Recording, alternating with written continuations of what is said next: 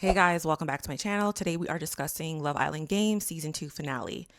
Let me tell you something. This finale was uneventful. It was lackluster. It was starless. Starless. What the hell does that mean, Nene? Like, these girls on these shows are just not stars. I was thoroughly not entertained. I was not impressed by our winner. Something about this season just gave me Puppet Master. Once I saw Lucinda being saved by Toby earlier in the season, and we kept on getting her confessionals that nobody asked for, I already knew she was going to be around longer than I anticipated. I'm a little frustrated. And I just want to focus on Love is Blind. We have Married at First Sight is coming back up, RHOP. Let's go ahead and wrap this season on up. Let's go. Okay, so the episode starts with the final four toasts led by Johnny. He's saying congrats to Lucinda and Isaiah. Little does he know he's about to give them congrats for winning the entire competition. I feel like producers know what they were doing by giving us another one of Lucinda's confessional saying, I'm so happy. I just want to try my absolute hardest. It's a lot of money. Let's go. Yeah, you can try your absolute hardest, but the viewers, us, we pay attention. And we already know the storyline was already written. Toby and Sydney, they're having a chat. Toby is hyped for making Final Four by the skin of his teeth. Sydney said that she's a little nervous because of his Broadway performance the other night. That's very rich of her to say because she's the one that gave us two big performances since she's been here. People forget. People forget about their actions. So Toby just continues on his apology tour. He admits his mistakes. She forgives him.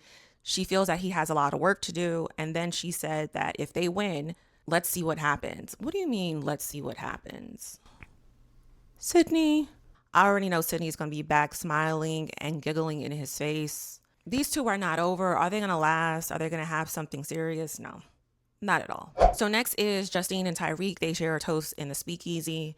Justine said that she's at peace with whatever happens.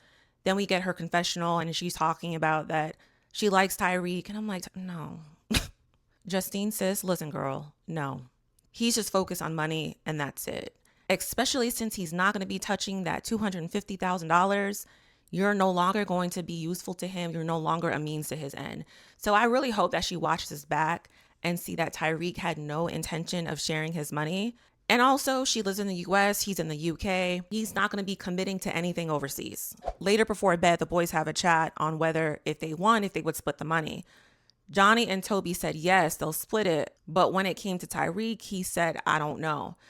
Again, I don't know if that's editing, but I wouldn't be surprised if that's the case. So now we get Lucinda and Isaiah having a chat. It's no surprise to me that we're getting an extended scene of them talking about a whole bunch of nothing. Isaiah asked her, who would you go against when it comes to the girls? She said Sydney. Then Isaiah fixes his mouth to say, Lucinda reminds him of Justine because she has a strong mentality. I'm going to stop right there. Isaiah, what about Lucinda gives Justine energy? No, Lucinda. That $250,000 was calling. You realize this was a real thing and you're not on vacation. I'm so happy this is her last episode and I'm so happy this is our last episode. Then we cut to Johnny and Gabby. Johnny is giving her a pep talk. Then he said that it's time for him to be crowned the king with his queen next to him. Johnny, I don't know about this whole king and queen because Ariana comes in and now it's time to reveal the votes. She goes down the line asking these questions. Johnny then says that he was doing this for his daughter, which honestly makes what happens next even worse. We find out the results. The first couple safe is Justine and Tyreek. Happy for them. Second couple, Toby and Sydney. Be for real. Which means Johnny and Gabby are eliminated. Damn. Everyone is shocked, including myself at home. But even the Islanders were shocked because they already know that's a bunch of BS. Like, let's be real. If this was based purely on performance and competition, Johnny and Gabby would have been in that final. Losing Johnny killed the excitement of the finale. I feel like everything after that went flat. And regardless, he didn't have that likability factor. And that's what cost him. The whole thing with him and Ariana and choosing what was in the box, which was Gabby. The girls were like, no. Wrong. And hell no. So Johnny, maybe you can come back season 3. Sydney had the nerve to say that she feels that both of them deserved a spot because they were amazing competitors. Okay, if you have to question that, then maybe you need to go talk to production about how people like you even got here. And who was out here voting, doing all this sympathy voting for Sydney? And when it comes to a finale, seeing Justine's options are Lucinda and Sydney, that's boring. Imagine if we had Josh and Johnny, or we had Josh and Chris. Chris decided he didn't want to even come to the finale. Okay, so now it's time for both duels. Finally, something strategic, not running up and down, putting sprinkles in your overalls. The challenge consists of them stacking discs from largest to smallest. This is all about strategy and speed. Justine and Tyreek, they crush it. They were finished first, which guaranteed them a spot in the final. They actually worked well together. Tyreek had good communication. He was leading and guiding Justine through the puzzle. Now, when it came to Sydney and Toby and Isaiah and Lucinda, all 4 of them were struggling. And then it came to a point when they were neck to neck. I really thought that Toby and Sydney were going to win this part, but they completely fell apart. So Lucinda and Isaiah ended up finishing first, knocking out Toby and Sydney out of the competition. So I was really looking forward to seeing at least 2 of the 3 menaces. The 3 menaces perform in the last duel. But Toby and Sydney, their communication was horrendous. They were each just doing their own thing. Now, I must wonder if Toby is regretting saving Lucinda from facing the public vote now. Okay, so now it's time for the final duel. It's a money bag challenge. The ring has 4 quadrants. The more black bags you have in your quadrant, the more positive points you have. When you have white bag, it's negative. All right, so when it comes to Justine and Tyreek, Justine was doing all the work. Tyreek wasted so much critical, valuable time wrestling Isaiah instead of collecting bags. And I've been saying this, and I've said this in my past review. We truly do not know what Tyreek is physically capable of. He looked tired. He looked winded. Like, he had no strategy, no teamwork. But when it came to Lucinda and Isaiah, it was a completely different story. Lucinda was in the background like a little worker bee, putting the white bags into Justine's zones. It's like she locked in. Tyreek and Isaiah still fighting with one another. Truthfully, now that I think about it, Lucinda and Justine were doing majority of the work. The women were doing all the work. Tale as old as time. Ariana announces the final score. Lucinda and Isaiah is up by 4 points, 14-10. The fact that there was a 4-point difference was crazy. Justine and Tyreek are eliminated, and I felt so bad for Justine. And I don't know why they didn't have a strategy going into it. I know they just cut to the cameras of Ariana saying what the challenge is going to be. Then they start. Maybe there was a part that they did talk and deliberate with one another and that was cut out. I don't know, but I just felt bad for her. Imagine if she had a partner like Johnny or Josh. Well, Josh. I'm going to use Johnny for now because Josh has trouble counting.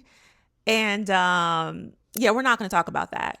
But if she had Johnny, it would have been game over. So now it's time for the love or money segment where Lucinda and Isaiah have to write on a card on whether they're going to choose love or money. And then this is when the Islanders come down to choose their winner. And that's indicated by standing by whoever that you support. So this part was a little tea for me because Lucinda only had 5 supporters standing behind her. Andrea, KK, Gabby, Marvin, and Nicola. I was not surprised to see any of those people there. The only person that gave me pause for a cause was KK because I was like, KK, what are you doing back there? KK? But then I quickly remembered that Isaiah and Nicola were the ones that put her and Chris in the duel. Meanwhile, everyone else, 12 people in total went to go stand behind Isaiah. Yikes. And I find it interesting that Lucinda's supposed bestie Kendall went to go stand behind Isaiah and support him.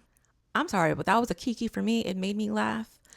And I just have a feeling, I know behind the scenes, Gabby had a conversation with him and was like, listen, you better get in line.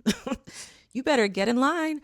So that had to hurt, especially with all that boohoo crying that she was doing when he was leaving the show. So I'm not going to lie to you guys. I felt vindicated to see that many people behind Isaiah. And it's clear to me that many of the cast members do not think that she's deserving of a win or keeping all that money. especially they probably watch the show back and see her doing all that complaining and like, I don't want to be here and this is too much for me. I didn't get the memo. They were like, no, Isaiah can have it all. So yeah, both Lucinda and Isaiah wrote love. Isaiah decides that he's going to split the money, which is no surprise there. And I think if Toby and Sydney or Tyreek and Justine were the winners, that would have been a different outcome and probably far more entertaining because Tyreek and Sydney definitely would have pocketed that $250,000. And when it comes to Justine, I'm so proud of her. She is a winner in my book. She's had so many odds since she came in as a bombshell. She did her absolute best. But if I were her, I would throw in the towel when it comes to Love Island. I would focus on Big Brothers, Traitors. Truthfully, I would love to see her host a show. She has the look. She has the elegance. She has the presence. And I definitely want to see her have like more hosting or even acting opportunities as well. And when it comes to Isaiah, I already know his strategy was to straddle the fence and be a mouse, be mute, pay attention to everything, see what one side is saying, what the other one is saying, and just use it best for his advantage. There is no surprise there. I'm not thrilled about Lucinda, but I think he deserves the money. Good for him that he won the money. He played the game. He played his own game. He might not have the physical strength, but he was like, I'm going to use my brain. I'm going to use my brain. And I can only respect that. I may not respect his partner, but I respect him. So good for him. Anyway, so that was it for the Love Island Game Season 2 finale. It was boring and lackluster, very predictable. I will never forgive Toby for saving Lucinda earlier. From that point on, she was never vulnerable again. Once I saw her coasting, I knew how the story would end. So when it comes to Love Island Games, this entire season, it was okay. I think I enjoyed season 1 better. But if the producers want to continue the shenanigans for season 3, first thing on the docket, get rid of live voting. Season 1 of Love Island Games was pre-recorded with no public votes. And honestly, that format worked better. Look, I get that Love Island was built on audience participation, but this is Love Island Games. When you let the public decide who goes to the finale versus actual performance, I feel like you're undermining the concept, and then the public ends up choosing their favorites. This is not a popularity contest. It's a competition show. Second, I want more challenges, especially physical ones. I want to see more showdowns. I feel like anytime I was on the edge of my seat was from a duel. Like, I want to see the contestants, especially people that are doing all of this, test their endurance, their coordination, their speed, their strength, make people sweat. So I just feel like some of these challenges, especially going down, putting sprinkles in your back pocket, like, no. The disc stacking puzzle challenge, that was spot on. That required teamwork, communication, problem solving. Also, to anybody else that wants to come on Love Island Games, if you're not ready to be competitive, if you think you're going to complain the entire time, if you think you're going to say, oh, I didn't get the memo, you're going to start crying and being dramatic and giving performances, I don't think this show is for you. The show is not for you. This isn't vacation. You are making the viewers at home suffer with your antics. And also, I want them to cast people who understand the assignment and understand that this is a game competitive show and to act accordingly.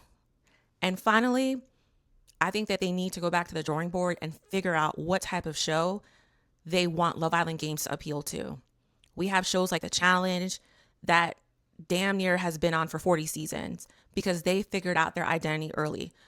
Yes, Love Island Games, it's only season 2, but I'm really trying to figure out, is it going to be game focused, survivor focused, challenge focused, or do you want it to be entirely a social game or a mix? Like, I don't know. It's going to come down the line that they're going to have to end up picking a lane. But right now, I feel like Love Island Games is doing too much and not excelling at, honestly, I don't even know what the show's about anymore. I think once they figure out what type of show they want it to be and stop trying to force the public vote into everything, we don't need to have America say so. We don't need it. We don't need it. So I think if they get back on the drawing board and build from there, they can make something good of this show. All right, so that's it. Those are just my thoughts and my humble opinions. I thank you so much for watching. I'll be creating a playlist if you want to binge any of my Love Island Games content. I was a bit of a snail nail uploading, life priorities, things of that nature, but I will be covering Love is Blind, also Real Housewives of Potomac, Married at First Sight as well, maybe Salt Lake City. That has been my guilty pleasure, But we'll see. But in the meantime, go ahead and like the video, subscribe, support your girl, get her out in the algorithm, and I will see you in the next one. Bye, guys.